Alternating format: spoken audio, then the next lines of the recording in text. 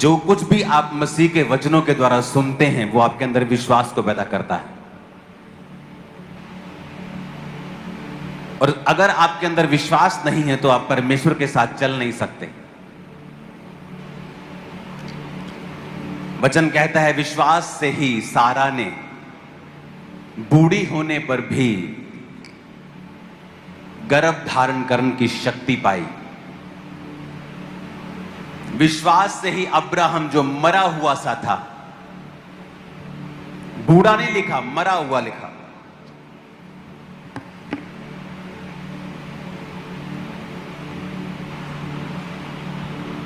अपने पड़ोसी को बोलो मरा हुआ।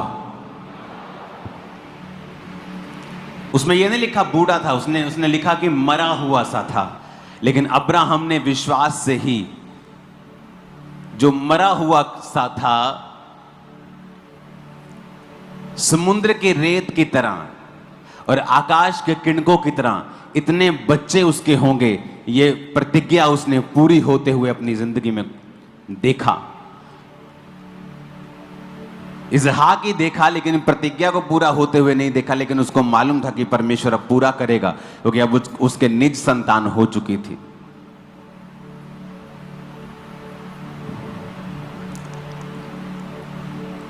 अपने हाथों को उठा के कहो, जो कुछ आज मैं सुनूंगा मैं फलों को लेके आऊंगा, यीशु मसीह के नाम में। अपोस्टल, ये बहुत ही अमेजिंग टेस्टमनी है, खुदा ने बड़ा काम किया। इस बहन का नाम गुरमीत कौर है और ये गुरदासपुर के रहने वाले हैं। मई 2009 में इनकी जब शादी हुई, उसके बाद मैरिड लाइफ में तो बहुत हैप्पी थे, लेकिन कुछ समय के बाद इनके साथ अजीब अजीब सी चीज़ें होनी शुरू हुई।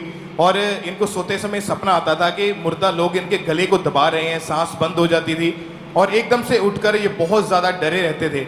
और इसी तरह ये अटैक इनके ऊपर डे बाय डे बढ़ते जा रहे थे। डरावने सपने आना, गंदगी, ब्लड, सांप, ऐसी चीज़ें जब इनको सपनों में नजर आती तो उसके बाद इनको ऐसा लगा कि इनके हाथ में फ्रूट या एक बच्चा पकड़ा है और वो इनके हाथ से छूटकर नीचे जमीन के ऊपर गिर जाता है। और सुबह उठकर ये इतना ज़्यादा टेंस, इतना घबराए हुए होते थे कि इनको इन घटनाओं के कारण इनका ब्लड प्रेशर बढ़ना शुरू हो चुका था और इनको हमेशा नेगेटिव जो था, इनको प्रेजेंस फील होती थी अपने साथ और हमेशा डरे रहते थे। अपोस्टल जी, उसके बाद इनके पीरियड्स इरेगुलर हो गए। 6 महीने के बाद इनको पीरियड्स आने, वो भी दवाइयाँ खाकर, उसके बिना इम्पॉसिबल था वो। और जब पीरियड आ भी जाते हैं तो 15-15 दिन ऐसी कंटिन्यू ब्लीडिंग रहती कि इनसे उठा तक नहीं जाता था। और उसके बाद 9 साल तक कंटिन्यू इनके पीरियड्स टोटली बंद हो चुके थे, दवाइयों का असर होना बंद हो चुका था, शरीर इनका फूल चुका था। और हस्बैंड वाइफ दोनों जब बेबी के लिए इन्होंने सोचा तो प्रेगनेंसी हो ही नहीं पा रही थी और हस्बैंड ने स्पेशल इनको आपने लिखा है कि स्पेशल गायनाकोलॉजिस्ट, इसको आपने चेक करवाया। ये कौन से डॉक्टर होते हैं आपके? हाँ जी पापा। यूट्रस के जो स्पेशलिस्ट आई थिंक जो होते हैं, लेडीज डॉक्टर्स होती हैं जो। गायनी को जब आपने चेक करवाया तो आपके एग्स नहीं बनते थे, हार्मोन इम्बैलेंस थे, हस्बैंड में प्रॉब्लम थी। 10 से 12 स्पेशलिस्ट गायनी डॉक्टर को आपने दिखाया। हाँ जी। 13 साल आपने दवाइयाँ खाई, ट्रीटमेंट करवाया, एग बनने के लिए इंजेक्शन 2 दिन के बाद आपको एक लगता था। कितने साल इंजेक्शन लगे आपको? 2 साल। फिर भी आपने यूट्रस में दवाइयाँ रखवाई, जगहों के ऊपर गए, लाखों रुपया खर्चा। हाँ जी पापा। सब कुछ आपने करके देख लिया। हाँ जी पापा। और डॉक्टर कहाँ कहाँ आप, कौन कौन से डॉक्टर थे, कहाँ कहाँ आप गए? पंजाब में, पंजाब के बाहर, या कहाँ पे? जलंधर तक पापा चल गए थी, लाइफ केयर हॉस्पिटल टांडे। कितने डॉक्टर टोटल आपने स्पेशली डॉक्टर को दिखाया? 12। और आपके लाइफ में एक भी बार प्रेगनेंसी नहीं हुई? नहीं पापा। आपकी लाइफ कैसी थी ये बताओ, कि आपकी जिंदगी में हो क्या रहा था? पंजाबी जी दसना, पंजाबी जी दसो, हिंदी जी दसना, हिंदी जी दसो, कोई प्रॉब्लम नहीं। पापा मेरी लाइफ च बहुत बुरा हो रहा था पापा। मुझे सपने भी आते थे, सप भी दे सुपने च। फिर मेरा जिदा मुड़दे मेरा गला दबाते इदा मैनू होंदा। फिर मैनू ऐ होंदा जिदा बहुत ज़्यादा खून मैनू दिखना। लोग तनु अशुभ कहते सी कि अशुभ है। मैनू लोग पापा खुसरा भी बोलते थे, आप खुसरा हो, आप कभी मां नहीं बन सकते। ਤੁਸੀਂ ਲਿਖਿਆ ਲੋਕਾਂ ਦੀਆਂ ਗੱਲਾਂ ਸੁਣ ਕੇ ਮੈਂਟਲੀ ਡਿਸਟਰਬ ਰਹਿਣ ਲੱਗ ਗਏ हाँ ਤੁਸੀਂ जी पापा मैं डोल को लेकर उसको मैं अपना बच्चा समझना अपने नाल लेके सोना ਪੰਜਾਬੀ 'ਚ ਗੱਲ ਕਰੋ ਤੁਸੀਂ ਡੋਲ ਲੈ ਕੇ ਕੀ ਕਰਦੇ ਸੀ ਤੁਸੀਂ बच्चा समझते नहीं सी अपना ਉਹ ਗੁੜੀਆ ਨਕਲੀ ਲੈ ਕੇ ਉਹਨੂੰ ਆਪਣੀ ਹਾਂਜੀ। ਛਾਤੀ ਤੇ ਲਾ ਕੇ ਰੱਖਦੇ ਸੀ ਬੱਚਾ ਹਾਂਜੀ। ਸਮਝਦੇ ਸੀ ਔਰ ਇਹ ਗੱਲ ਘਰਦਿਆਂ ਨੂੰ ਪਤਾ ਸੀ ਕਿ ਸਾਰੀ ਤੁਸੀਂ ਇਦਾਂ ਕਰਦੇ ਹੋ ਮੈਂਟਲੀ ਡਿਸਟਰਬ नहीं पापा मैं अंदर कल्ली जिद्दां पागल करदे उदां मैं घर कोई भी नहीं हुंदा ਜਦੋਂ मैं ਇਹ ਕੰਮ ਕਰ ਔਰ ਜਿਹੜੇ ਐਗ ਬਣਨ ਲਈ ਇੰਜੈਕਸ਼ਨ ਲੱਗਦੇ ਸੀਗੇ ਉਹ ਤੁਸੀਂ ਤੁਹਾਡੇ ਲੱਗੇ ਲਗਾਤਾਰ 2 ਸਾਲ हाँ जी पापा दूसरे दिन मतलब लगदे ही ਹਰ ਦੂਸਰੇ ਦਿਨ ਇੰਜੈਕਸ਼ਨ ਲੱਗਦਾ ਸੀਗਾ ਕਿੱਥੇ ਪੇਟ ਦੇ ਅੰਦਰ ਨਹੀਂ ਪਾਪਾ। back ਤੇ। ਔਰ 2 ਵਾਰੀ 2 ਸਾਲ ਐਗ ਬਣਨ ਦੇ ਲਈ ਲਗਾਤਾਰ ਤੁਸੀਂ ਦੂਸਰੇ ਦਿਨ ਇੰਜੈਕਸ਼ਨ ਲਗਵਾਉਂਦੇ ਰਹੇ ਹੋ हाँ जी पापा ਔਰ ਤਾਂ ਵੀ ਕੁਝ ਨਹੀਂ ਹੋਇਆ नहीं 9 ਸਾਲ ਕੋਈ ਪੀਰੀਅਡ ਨਹੀਂ ਆਏ नहीं पापा ਜਗਾਵਾਂ ਤੇ ਗਏ 12 ਡਾਕਟਰਸ ਬਦਲੇ ਗੁੜੀਆ ਨਕਲੀ ਲੈ ਕੇ ਤੁਸੀਂ ਰੋਂਦੇ ਸੀ ਕਮਰੇ ਦੇ ਹਾਂਜੀ ਅੰਦਰ ਲੋਕੀ ਤੁਹਾਨੂੰ ਖੁਸਰਾ ਕਹਿਣ ਲੱਗੇ ਅਸ਼ੁਭ ਹਾਂਜੀ। ਕਹਿਣ ਲੱਗੇ ਕਿ ਹਾਂਜੀ। ਅਸ਼ੁਭ ਹੈ ਇਹ। ਔਰ ਤੁਸੀਂ ਪ੍ਰਭੂ ਨੂੰ ਨਹੀਂ ਸੀ ਜਾਣਦੇ ਉਦੋਂ नहीं पापा उदों नहीं सी जान ਹਸਬੈਂਡ ਕੀ ਕਹਿੰਦੇ ਸੀ ਤੁਹਾਡੇ ਜਿਹੜੇ ਉਸ ਟਾਈਮ ਹਸਬੈਂਡ ਤੁਹਾਡੇ ਕੀ ਕਹਿੰਦੇ ਸੀ ਸੈਕਿੰਡ ਮੈਂ ਸ਼ਾਦੀ ਮੈਂ ਆਪਣੇ ਹਸਬੈਂਡ ਨੂੰ ਕਿਹਾ ਸੀ ਵੀ ਤੁਸੀਂ ਦੂਜਾ ਵਿਆਹ ਕਰਾ ਲਓ ਉਹ ਕਹਿੰਦੇ ਸੀ ਕਿ ਨਹੀਂ ਤੇ ਫਿਰ ਉਹ ਵੀ ਕਹਿੰਦੇ ਸੀ ਮੈਂ ਆਪਣੇ ਵੀ ਟੈਸਟ ਕਰਾ ਲੂੰਗਾ 2012 ਦੇ ਵਿੱਚ ਤੁਸੀਂ ਬੇਟੀ ਅਡਾਪਟ ਕੀਤੀ ਫਿਰ ਇੱਕ ਹਾਂਜੀ ਜਦੋਂ ਡਾਕਟਰ ਨੇ ਜਵਾਬ ਦਿੱਤਾ ਕਿ ਹੁਣ ਤੁਸੀਂ ਮਾਂ ਨਹੀਂ ਬਣ ਸਕਦੇ ਹਾਂਜੀ ਤੇ 2022 12 ਦੇ ਵਿੱਚ ਤੁਹਾਡੇ ਹਸਬੈਂਡ ਦੀ ਡੈਥ ਹੋਈ ਹਾਂਜੀ ਕਿ ਹੁਣ ਤੁਹਾਨੂੰ ਲੋਕ ਕਹਿਣ ਲੱਗੇ ਕਿ ਆਪਣੇ ਪਤੀ ਨੂੰ ਵੀ ਜਿਹੜੀ ਹੈ ਇਹ ਖਾ ਗਈ ਹੈ ਇਹ ਆਪਣਾ ਬੇਬੀ ਨਹੀਂ ਹੋਇਆ ਹੁਣ ਇਹ ਆਪਣੇ ਪਤੀ ਨੂੰ ਵੀ ਇਹਨੇ ਖਤਮ ਕਰ ਦਿੱਤਾ ਪਾਪਾ ਮੈਨੂੰ ਉਹਦੇ ਘਰ ਦੇ ਵੀ ਕਹਿਣ ਡੈ ਪਈ ਵੀ ਪਹਿਲਾਂ ਸਾਡਾ ਘਰ ਖਾ ਲਿਆ ਹੁਣ ਸਾਡਾ ਮੁੰਡਾ ਖਾ ਗਈ ਆ ਔਰ ਵਿਆਹ ਕਿਹੜੇ ਸੰਨ ਚ ਹੋਇਆ ਸੀਗਾ 2009 ਚ किसी आदमी के 2 दिन टीका लग जाए ना 2 दिन तीसरे दिन उसका दिमाग घूम जाता है उसका कि यार बस करो हुन टीके लगा लगा के दुखी हो जाता बंदा और इमेजिन करो 2 साल हर दूसरे दिन टीका लग रहा है एग बनने के लिए 9 साल पीरियड नहीं आए अशुभ कहना खुसरा कहना मेंटली अपसेट हो के अपने रूम ਦੇ ਵਿੱਚ ਡੋਲ ਦੇ ਨਾਲ ਖੇਡਣਾ ਕਿ ਇਹ ਮੇਰਾ ਬੇਬੀ ਹੈ ਸਕੈਨਿੰਗਸ ਹੋਣੀਆਂ ਡਾਕਟਰਾਂ ਦੇ ਕੋਲ ਜਾਣਾ ਜਗਾਵਾਂ ਦੇ ਵਿੱਚ ਜਾਣਾ ਹਸਬੈਂਡ ਨਾਲ ਲੜਾਈ ਝਗੜਾ ਰਹਿਣਾ ਉਹਨੂੰ ਮੈਰਿਜ ਕਰਨ ਲਈ ਕਹਿਣਾ ਉਸ ਤੋਂ ਬਾਅਦ ਹਸਬੈਂਡ ਦੀ ਡੈਥ ਹੋਣਾ 2009 ਤੋਂ 2022 13-14 ਸਾਲ ਹੋ ਗਏ ਆਪਾਂ ਕਈ ਵਾਰੀ ਟੈਸਟਮਨੀ ਸੁਣ ਲੈਂਦੇ ਆ ਆਪਾਂ 15 दिन बीमारी हो जाए ना 15 दिन बंदा खिंच जाता अपनी लाइफ तो ना बस और इमेजिन करो कोई आदमी कोई औरत 14 साल 13 साल अगर 2009 ਨੂੰ ਵੀ ਵਿੱਚ ਪਾ ਲਓ ਤਾਂ 9 10 11 12 14 ਸਾਲ इमेजिन एवरी डे ਤੁਹਾਨੂੰ ਕੋਈ ਨਾ ਕੋਈ ਟਾਰਚਰ ਹੋ ਰਿਹਾ ਕਦੀ ਟੀਕਾ ਲੱਗ ਰਿਹਾ ਕਦੀ ਘਰ 'ਚ ਕਲੇਸ਼ ਹੋ ਰਿਹਾ ਕਦੀ ਇਨ-ਲੋ ਤੁਹਾਡੇ ਨਾਲ ਫਾਈਟ ਕਰ ਰਹੇ ਕਦੀ ਤੁਹਾਡੀ ਬਾਡੀ ਫਾਈਟ ਕਰ ਰਹੀ ਹੈ ਕਦੀ ਸੁਪਨਿਆਂ 'ਚ ਅਟੈਕ ਹੋ ਰਹੇ ਦੁਸ਼ਟ ਆਤਮਾ ਦੇ ਅਟੈਕ ਹੋ ਰਹੇ ਮੈਡੀਸਿਨਸ ਚੱਲ ਰਹੀਆਂ ਜਗ੍ਹਾਵਾਂ ਤੇ ਜਾ ਰਹੇ ਹਾਂ ਆਪਾਂ ਕਿ ਇੱਕ ਸੋਲੂਸ਼ਨ ਮੇਰੀ ਲਾਈਫ ਦਾ ਹੋ ਜਾਏ ਔਰ ਯਿਸੂ ਮਸੀਹ ਬਾਰੇ ਨਹੀਂ ਪਤਾ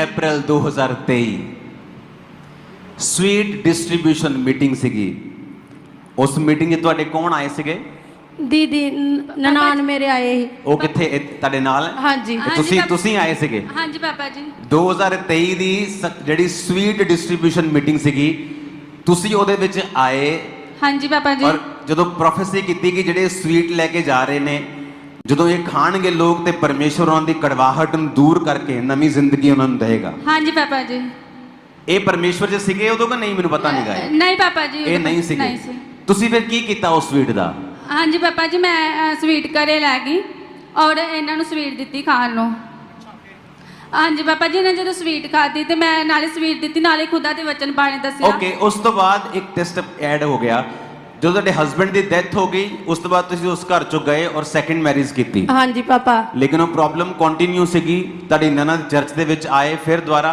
ਹਾਂਜੀ ਔਰ ਪਾਪਾ। ਇਹ ਜਦੋਂ ਚਰਚ ਦੇ ਵਿੱਚ ਉਹ ਸਵੀਟ ਲੈ ਕੇ ਤੁਹਾਨੂੰ ਦਿੱਤੀ ਇਹਨਾਂ ਨੇ, ਹਾਂਜੀ ਪਾਪਾ। ਉਸ ਤੋਂ ਬਾਅਦ ਨਨਦ ਦੇ ਨਾਲ ਤੁਸੀਂ ਜੋ ਦਿੱਤੀ ਇਹਨੂੰ ਕੀ ਕਿਹਾ ਤੁਸੀਂ ਇਹਨੂੰ? ਹਾਂਜੀ ਪਾਪਾ ਜੀ ਨੇ ਸਵੀਟ ਖਾਧੀ ਤੇ ਨਾਲ ਖੁਦਾ ਦੇ ਵਚਨ ਬਾਰੇ ਦੱਸਿਆ। ਮੈਂ ਕਹਿੰਦੀ ਪਾਪਾ ਜੀ ਮੈਨੂੰ ਕਹਿੰਦੇ ਮੈਨੂੰ ਲੂਈ ਕੰਡੇ ਹੁੰਦੇ। ਮੈਂ ਕਿਹਾ ਖੁਦਾ ਦਾ ਆਤਮਾ ਤੈਨੂੰ ਟੱਚ ਕਰਨ ਡਿਆ ਵਾ। ਨਹੀਂ ਦੁਬਾਰਾ ਦੱਸੋ ਕੀ ਕਹਿੰਦੇ ਤੁਸੀਂ? ਜਦੋਂ ਇਹਨਾਂ ਸਵੀਟ ਖਾਧੀ ਤੇ ਨਾਲ ਮੈਂ ਖੁਦਾ ਦੇ ਵਚਨ ਬਾਰੇ ਇਹਨਾਂ ਨੂੰ ਦੱਸਿਆ। ਔਰ ਹਾਂਜੀ ਪਾਪਾ ਜੀ ਜਦੋਂ ਇਹਨਾਂ ਸਵੀਟ ਖਾਧੀ ਤੇ ਨਾਲ ਖੁਦਾ ਦਾ ਵਚਨ ਸੁਣਿਆ ਤੇ ਮੈਨੂੰ ਲੂਈ ਕੰਡੇ ਹੋਣ ਡੇ ਆ ਇਹਨਾਂ ਦੇ। ਹਾਂਜੀ ਕਹਿੰਦੇ ਦੀਦੀ ਜਦੋਂ ਖੁਦਾ ਦਾ ਮਤਲਬ ਸਵੀਟ ਪ੍ਰਸ਼ਾਦ। ਮਾਈਕ ਦੇਣਾ ਕਿ ਆਪਣੀ ਭਾਸ਼ਾ 'ਚ ਦੱਸੋ ਕੀ ਹੋਇਆ ਜਦੋਂ ਤੁਸੀਂ ਸਵੀਟ ਖਾਧੀ? ਪਾਪਾ ਜਦੋਂ ਮੈਂ ਸਵੀਟ ਖਾਧੀ ਪਾਪਾ ਮੈਨੂੰ ਐ ਹੋਇਆ ਜਿੱਦਾਂ ਮੇਰੇ ਸਰੀਰ ਦੇ ਉੱਤੇ ਕੰਮਣੀ ਜੀ ਲੂਈ ਕੰਡੇ ਜੇ ਹੋ ਜਾਂਦੇ ਆ, ਵਾਲ ਖੜੇ ਹੋ ਜਾਂਦੇ। ਹਾਂਜੀ ਪਾਪਾ। ਤਾਂ ਮੈਂ ਦੀਦੀ ਉਹਨਾਂ ਨੂੰ ਦੱਸਿਆ, ਮੈਂ ਕਿਹਾ ਮੇਰੇ ਦੀਦੀ ਲੂਈ ਕੰਡੇ ਹੋਏ। ਤੇ ਫਿਰ ਦੀਦੀ ਕਹਿੰਦੇ ਤੈਨੂੰ ਪਰਮੇਸ਼ਰ ਨੇ ਆਂਦੀ ਸੂਇਆ ਵਾ।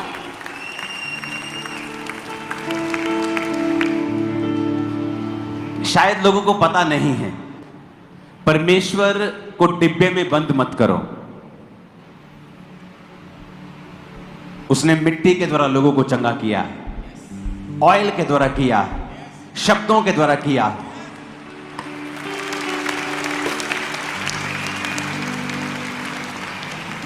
अपनी सीमित नॉलेज से परमेश्वर को छोटा मत करो और अपने लोगों की नॉलेज को भी छोटा मत करो। अब यहां से जब आप स्वीट को लेके गए, अब जो ले रहा है उसको क्या पता ये क्या है, पर जो दे रहा है उसको मालूम है कि परमेश्वर के वचन इसके ऊपर हैं। और वो कह रही है कि जब मैंने उस स्वीट को लिया तो मेरे लू कंडे, मेरी रोए खड़े हो गए मेरे। चलो ये तो एक फिजिकल एक्सपीरियंस था ना, है ना, एक मेंटल एक्सपीरियंस भी हो सकता है अगर कोई अविश्वासी हमारे बीच में बैठा है तो, कि ठीक है जी किसी नए परमेश्वर की बात सुनिए, थोड़ा सा शरीर एक्साइटेड हो गया, लेकिन फर्क क्या हुआ? अब फर्क बताते क्या हुआ। जब स्वीट आपने ली तो क्या हुआ? पापा मेरे लूई कंडे जे होए। मैं दीदी उन्होंने कहा भी दीदी मेरे लूई कंडे जो होए। दीदी कहते तानू परमेश्वर ने आंदी सूया भाभी, तानू परमेश्वर ने टच किया वा। उस तो बाद की होया? उस तो बाद पापा जी दीदी कहते अज तो तुम ब्लैस आ। मैं कहा दीदी मैं इन्ने चिर दी ब्लैस नहीं हुई तो मैं हुण किद्दां हो जागी। दीदी कहते यकीन रख तू। ते अगले महीने मैं 6वें महीने च टेस्ट किया तो मैनू उल्टियाँ आईयां। तो दीदी कहते टेस्ट कर। मेरे मम्मा भी आए, वो भी कहते, मैं अपनी मम्मा के गल ला के रोन लग पी। मैं क्या मम्मा मैनू इन्ने चिर दा नहीं होया, हुण मैनू कित्थों हो जाऊगा।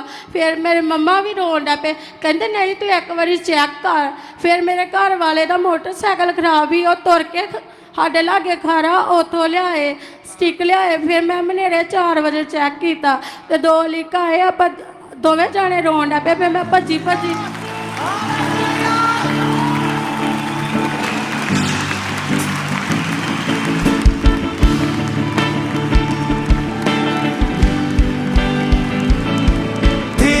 तुझसे है ज़मीन, तुझसे आसमां, जग का तू मालिक प्रभु। तुझसे है ज़मीन, तुझसे आसमां, जग का तू मालिक प्रभु। करते हैं सजदा,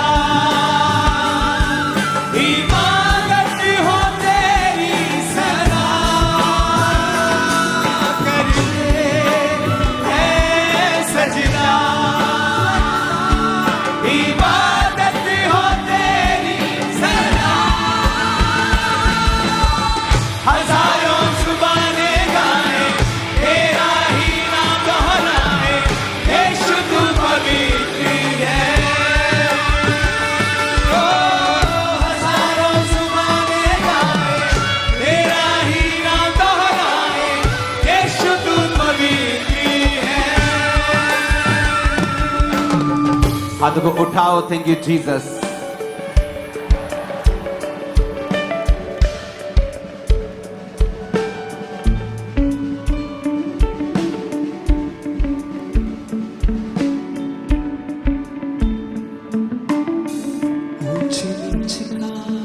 फिर से कहो, खुदाबंद हम विश्वास करते हैं कि तेरे वचन में ताकत है हमें हील करने की। प्रभु यीशु मसीह के सामर्थी नाम में हम मांगते हैं। कहाँ है बेबी आपका? वाह, नहीं नीचे रखो, मजा आता है नीचे दिखने में। तुझसे आ जाओ मामा भी, ननद भी, पूरे आ जाओ तुम भी आ जाओ। जग का तुम्हारे प्रभु,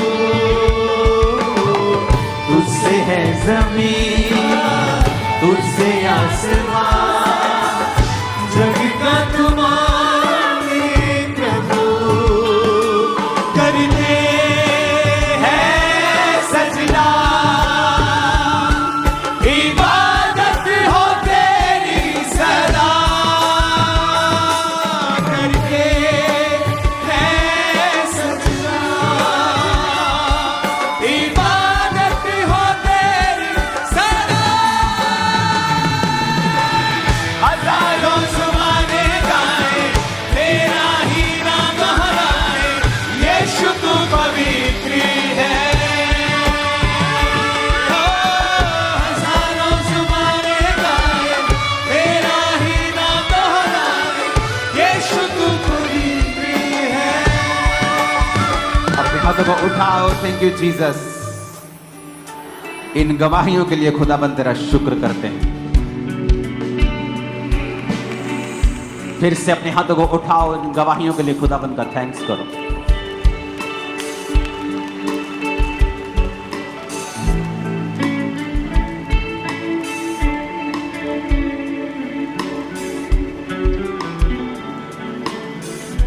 प्रभु यीशु मसीह के सामर्थी नाम में हम मांगते हैं। तारीफ करो इन गवाहियों के लिए जोर से। बेबी का नाम क्या रखा है? आशीष। मेरे को लगता ही था ये आशीष, पता नहीं क्यों मैंने पूछा। हर आदमी आशीष, उसको पता है कितने सालों के बाद मिला है। आपने बपतिस्मा ले लिया है? नहीं पापा, लेने ओके, लेना है, ठीक है। ठीक पापा। तारीफ करो जोर से। इमेजिन कि परमेश्वर किसी भी चीज को इस्तेमाल कर सकता है। मेरा बिलीव है आज जो वर्ड आप सुनेंगे वो आपको सेम नहीं रहने देगा। नीति वचन 4 उसके 20 से लेके 22 आयत तक हम पढ़ेंगे प्रभु यीशु मसीह के नाम में। नीति वचन 4 उसके 20 आयत में लिखा है, हे मेरे पुत्र मेरा वचन ध्यान करके सुन और अपना कान मेरी बातों पर लगा। इनको अपनी आंखों की ओट ना होने दे, वरन अपने मन में धारण कर, क्योंकि जिनको वो प्राप्त होती हैं उनके जीवित रहने का, उनके सारे शरीर के चंगे रहने का वो कारण होती हैं। अगर आप 22 आयत को इंग्लिश में भी पढ़ेंगे, उसमें लिखा है, for they are life unto those that find them and health to all their flesh. कहता है ये लाइफ है उनके लिए जो उसको फाइंड कर लेते हैं। बाइबल में 2 तरह का वचन है, लोगोस। पूरी बाइबल एक लोगोस है, लिखा हुआ वचन, और एक होता है रेमा, यानी वो वचन जो परमेश्वर खास तौर पे एक खास परिस्थिति में आपसे बात करता है उस वचन के द्वारा, उसे रेमा वचन कहते हैं। अगर आपको मिरेकल चाहिए, खुदावंद का स्पर्श चाहिए, तो आपको लोगोस के बारे में पता होना चाहिए। लिखा हुआ वचन आप पढ़ेंगे, आप सुनेंगे और अपना ध्यान लिखे हुए वचन के ऊपर लगाएंगे। और जब आप लिखा हुआ वचन पढ़ेंगे और अपने मन में उसे धारण करेंगे, ध्यान से सुनेंगे, अपना कान उस पर लगाएंगे, आंखों की ओट ना होने दे, अपनी आंखों से उसे दूर नहीं करेंगे, अपने मन में उसे धारण करेंगे। जब आप इन स्टेप्स को पूरा कर लेते हैं, लिखा हुआ वचन, उसे सुनना, उस पर मन लगाना, उसे अपनी आंखों से दूर ना होने देना, अपने मन में उसे धारण करना एक हथियार की तरह। फिर कहता जब तुम अपने मन में उसे धारण कर लेगा, फिर जिनको वो प्राप्त होते हैं, क्योंकि अगर आपको हीलिंग चाहिए और बाइबल में लिखा है उसके कोड़े खाने से मैं चंगा हो चुका हूं, इसका मतलब यह नहीं है कि आप चंगे हो जाएंगे। आपको पहले वो वचन सुनना पड़ेगा, पढ़ना पड़ेगा, उस वचन के ऊपर ध्यान लगाना पड़ेगा, अपना कान लगाना पड़ेगा, उसको अपनी आंखों की ओट से ना जाने देना होगा और उसके बाद अपने मन में उसे धारण करना होगा। जब आप ये स्टेप्स पूरे कर लेते हैं और उस वचन को बार बार पढ़ते हैं, फिर क्या होता है, एक दिन वो वचन जीवित हो जाता है। जब वो जीवित होता है, फिर इसीलिए लिखा क्योंकि जिनको वो प्राप्त होते हैं, those who find them they are life unto those that find them, कहता है जिनको वो प्राप्त हो जाते हैं। सिर्फ वचन सुनने से आपको प्राप्त नहीं होता, आपने सुन लिया, उसके बाद अपने मन में धारण करना, उसे अपनी आंखों की ओट ना होने देना और उसके बाद उस वचन के ऊपर मनन करना, फिर वो वचन रेमा बन जाता है। और जब वो रेमा बन जाता है, लिखा, फिर वो आपके लिए हेल्थ, आपके लिए सेहत और आपके लिए जीवन को पैदा करता है। आपको उस वचन को पर्सनलाइज करना पड़ेगा, आपको उस वचन को व्यक्तिगत बनाना पड़ेगा। व्यक्तिगत बनाने से पहले आपको लिखा हुआ वचन सुनना पड़ेगा या उसे पढ़ना पड़ेगा, उसके बाद उस पर मनन करना पड़ेगा, अपने मन में धारण करना पड़ेगा। फिर कहता है जिनको वो प्राप्त होते हैं, यानी सिर्फ सुनना प्राप्त करना नहीं है, सुनना, मन में धारण करना, उस पर मनन करना, आंखों की ओट ना होने देना। फिर उसके बाद लिखा जब वो वचन तुम्हारे मन में धारण हो जाएगा और फिर तुमको एक दिन वो प्राप्त हो जाएगा, दोज हु फाइंड देम, वो उनके लिए लाइफ बन जाएगा और हेल्थ बन जाएगा। उन लोगों के लिए जो उसको प्राप्त करते हैं, उनके शरीर के लिए वो चंगे रहने का कारण बन जाएगा। कितने मेरी बातों को समझ रहे हैं?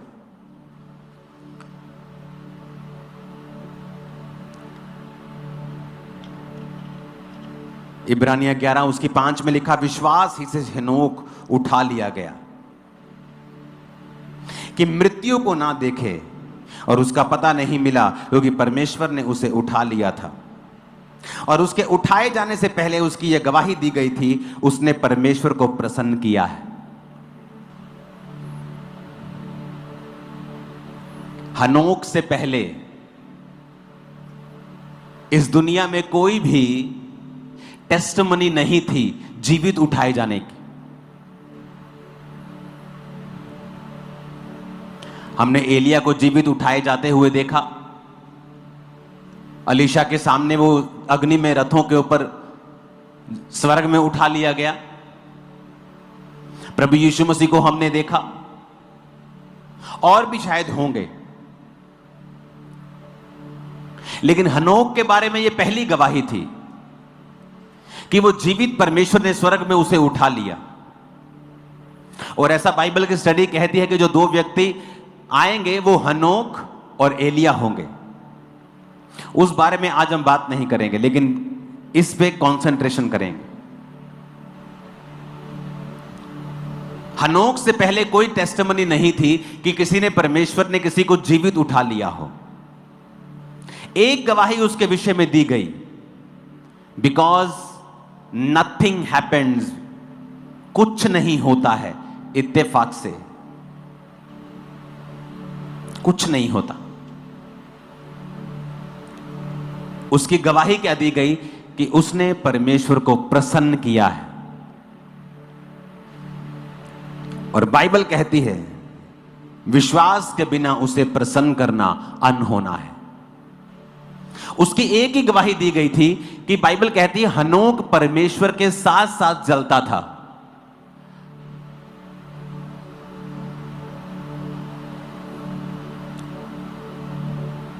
और उसने परमेश्वर को प्रसन्न किया और समथिंग हैपेंड, कुछ ऐसा हुआ जो पहले बाइबल के इतिहास में कभी नहीं हुआ था। अगर आप रियली खुदावंद के बिलीवर हैं और उसे प्रसन्न करने में लगे हैं, कुछ ऐसा होगा आपके द्वारा जो क्रिश्चियनिटी के इतिहास में पहले कभी नहीं हुआ था। क्योंकि मेरा परमेश्वर बदला नहीं है। मैं एक बोरिंग और किसी कॉपी लाइफ को जीने के लिए नहीं बुलाया गया।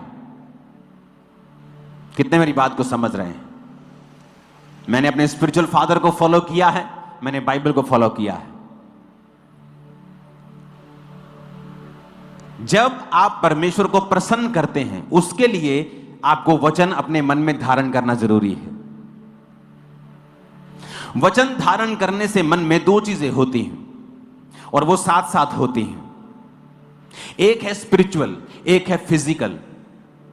वचन धारण करने से, आंखों की ओट ना होने देने से, उसे सुनने से, अपना मन वचन की ओर लगाने से दो चीजें होती हैं। पहला, उनको जीवन प्राप्त होता है, फाइनेंशियल कंडीशन सुधरती हैं, शरीर में सेहत आती है।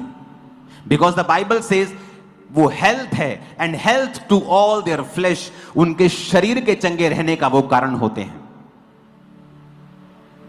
आत्मिक, कि आप परमेश्वर को प्रसन्न कर सकते हैं। क्यों? क्योंकि उसे प्रसन्न करना अनहोना है अगर आपके अंदर विश्वास नहीं है। विश्वास अंदर होना अनहोना है अगर आपने वचन को नहीं सुना है। क्योंकि विश्वास सुनने से, और सुनना मसीह के वचनों से पैदा होता है। आपके अंदर परमेश्वर का वचन है, वो विश्वास पैदा करता है। जब विश्वास पैदा होता है, आप परमेश्वर के साथ चल पाते हैं। आप एक कंपनी में काम कर रहे हैं, आप क्रिश्चियन हैं, आपने वचन को सुना, चोरी नहीं करना, वफादार रहना, आप विश्वास आपके अंदर है क्योंकि आपको पता है कि परमेश्वर जीवित है। आपने अपनी चर्च में मिरेकल्स देखे हैं, आप अपनी लाइफ में परमेश्वर का हाथ देखा है, आप वचन को जानते हैं, आप जीवित परमेश्वर को जानते हैं, आप जीवित चर्च के मेंबर हैं, आप परमेश्वर के साथ चल रहे हैं, और आप एक कंपनी में जॉब करते हैं, आपको वचन की नॉलेज है, आप परमेश्वर के साथ चल रहे हैं। लेकिन जिस दिन आप चोरी करेंगे, प्रभु आपसे हट जाएगा, फिर आप अकेले चल रहे हैं। आप उसी चर्च के मेंबर हैं, आप क्रिश्चियन भी हैं, आपका नाम नहीं बदला, लेकिन अब आप विश्वास में नहीं हैं क्योंकि आपने वचन को अपनी आंखों से ओट कर दिया है, अलग कर दिया है। आपने जो वचन मन में अपने धारण किया था, आपने उस पर नहीं चले, आप परमेश्वर के संग संग नहीं चले, आपने प्रभु को अलग कर दिया। इसका मतलब आप विश्वास में नहीं हैं। परमेश्वर के संग संग चलने का मतलब क्या है? वचन के संग संग चलना। तू व्यभिचार ना कर, तू चोरी ना कर, तू हत्या ना कर, माता पिता की आज्ञा को मान, प्रार्थना कर, टाइथ, हर एक वचन जो प्रभु ने बाइबल में लिखा है, जब आप पूरा करने लगते हैं तो ऑटोमेटिकली आप प्रभु के संग संग चलने लगते हैं। जब आप प्रभु के संग संग चलने लगते हैं, आप सुरक्षित रहते हैं, आप हील रहते हैं, आप डिलीवर रहते हैं। आपके जीवन में परीक्षाएं आ सकती हैं, लेकिन वो परीक्षाएं बनी नहीं रहेंगी, वो टूट जाएंगी in the name of Jesus. आमीन। कितने मेरी बात को समझ रहे हैं? इंपॉर्टेंट है वचन को सुनना। 20, 21, 22 आयत ध्यान करके सुनना। 21, 20 आयत कान लगाना, आंखों से ओट ना होने देना, और मन में धारण करना। मन में धारण करने का मतलब है जो आपने सुन लिया, अब यहां से चले जाएंगे, चर्च से तो चले जाएंगे, लेकिन प्रभु तो आपके संग है और वो तो आपके साथ चल रहा है। लेकिन जब आप कुछ ऐसा करते हैं जो बिब्लिकल नहीं है, तो वचन कहता है, क्या दो जन एक संग चलेंगे अगर आपस में वो सहमत ना हो?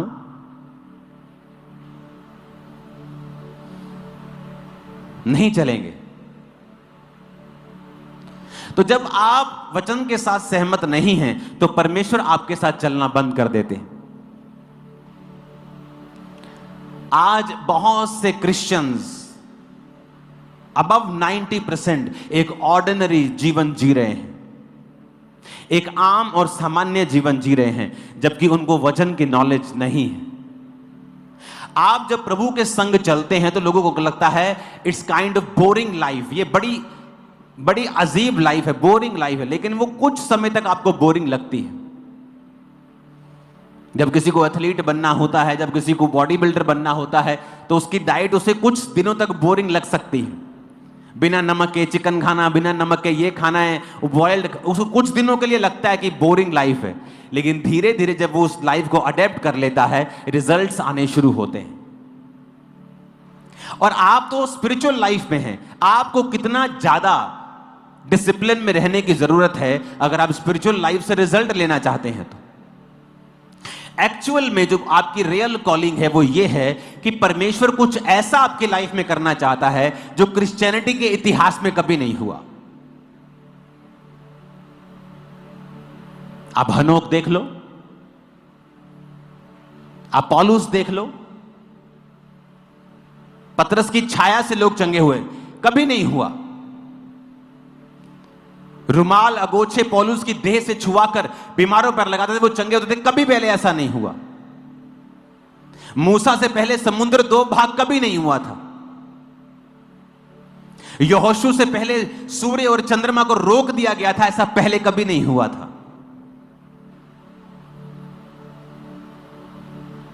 पढ़ के देख लो बाइबल, जो प्रभु के संग चले हैं उनकी लाइफ में कुछ ऐसा हुआ है जो पहले कभी नहीं हुआ था।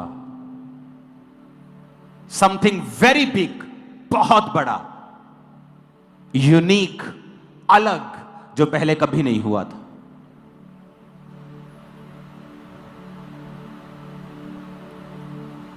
वो आपके फाइनेंस में हो सकता है, आपकी लाइफ में हो सकता है, आपके परमेश्वर के साथ एक्सपीरियंस में हो सकता है। वेरी बिग, कुछ बड़ा जो आपके लिए डिजाइन परमेश्वर ने किया हुआ है, आप उस तक पहुंचते हैं कि नहीं, ये आपके ऊपर है।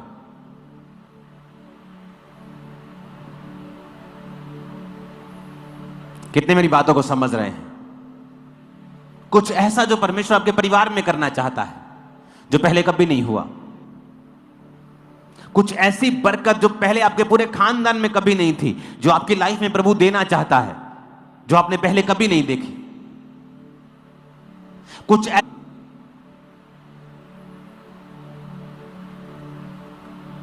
कितने समझ रहे हैं मेरी बातों को? उसके लिए हमें प्रभु के संग चलना होगा।